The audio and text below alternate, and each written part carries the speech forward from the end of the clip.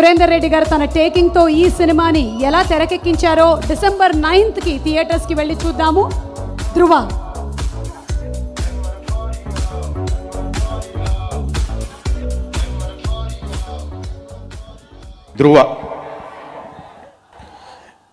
ధృవ cinema ఇది regular cinema కాదండి.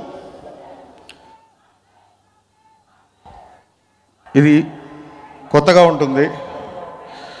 చరణ్ ఇష్టపడి తను కొత్తగా చేయాలన్న ఉద్దేశంతో ఈ సినిమాని సెలెక్ట్ చేసుకున్నాడు. సెలెక్ట్ చేసుకొని నాకు ఇచ్చాడు.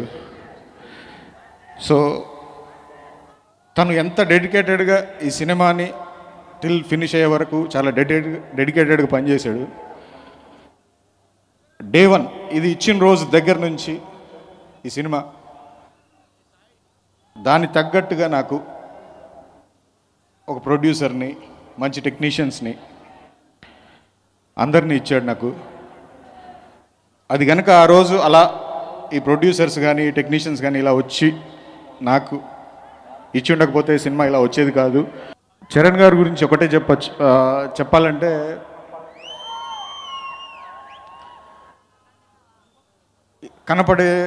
మనకి కనబడే చరణ్ వేరు, తన హార్ట్ వేరు. సో ఇందులో చాలా మీనింగ్ ఉంది. నేను ఎక్స్పెక్ట్ చేయలేదు తన ఇదిని, ఎందుకంటే తన ఎంత కైండ్ హార్టెడ్ అనేది ఈ సినిమా ద్వారా తనకు ఒక మంచి హీరోని, ఒక మంచి ఫ్రెండ్ని దొరికాడని చాలా గర్వంగా నేను చెప్పుకోవచ్చు.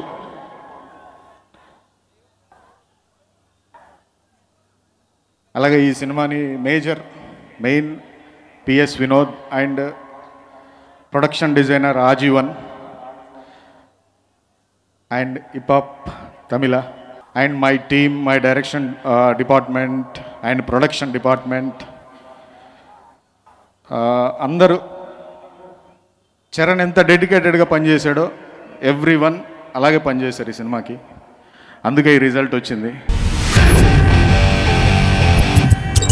రైల్వే రాజ్ ఆడి ఓడిన ఆటవీడు. ముసలకి నీళ్ళల్లో బలం, వీళ్ళకి అడవిలో బలం. ఏం రో లావు మాట్లాడుతున్నావు?